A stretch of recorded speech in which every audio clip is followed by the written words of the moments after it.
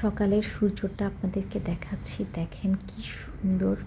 আসলে আজকে ইন্তিসারের পরীক্ষা নেই, তাই মানহা শুধু পরীক্ষা। মানহাকে ড্রপ করতে স্কুলে এলাম, মানহাকে নামিয়ে দিয়ে চলে গেলাম বাজারের দিকে। আর দেখেন মাত্র বাজার এসছে, বাজারগুলো সব গোছানো হচ্ছে। আমার একটু শশা কেনা দরকার ছিল, সেটা নিয়ে নিলাম। দেন মাছের সাইডে এসে দেখি যে এখনও মাছ গোছানোই হয়নি।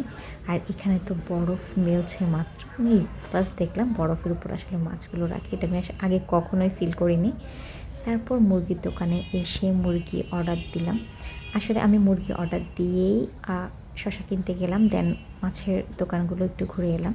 আর মুরগিকে আমি 4 পিস করতে বললে ওরা সুন্দর করে 4 পিস করে ক্লিন করে দেয়, পাগুলোকে আলাদা দেয়, মানে যেভাবে বলি সেভাবেই কেটে দেয়। জিনিসটা আমার কাছে অনেক ভালো লাগে।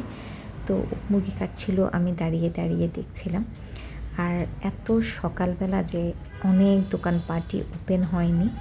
আর বাজার শেষ করে দেন সকালের সূর্য দেখতে দেখতে আবার বাসায় ফিরে আসছি। মানে এখন আসলে শীতের সকাল তো কেমন যেন একটু কুয়াশাচ্ছন্ন। আর এই রাস্তাটা গত 4-5 মাস হবে ঠিক করা হচ্ছে, বাট এখনও কমপ্লিট হয়নি, যার জন্য আমাদের স্কুলে যাতায়াতটা একটু ঝামেলা হয়ে যায়।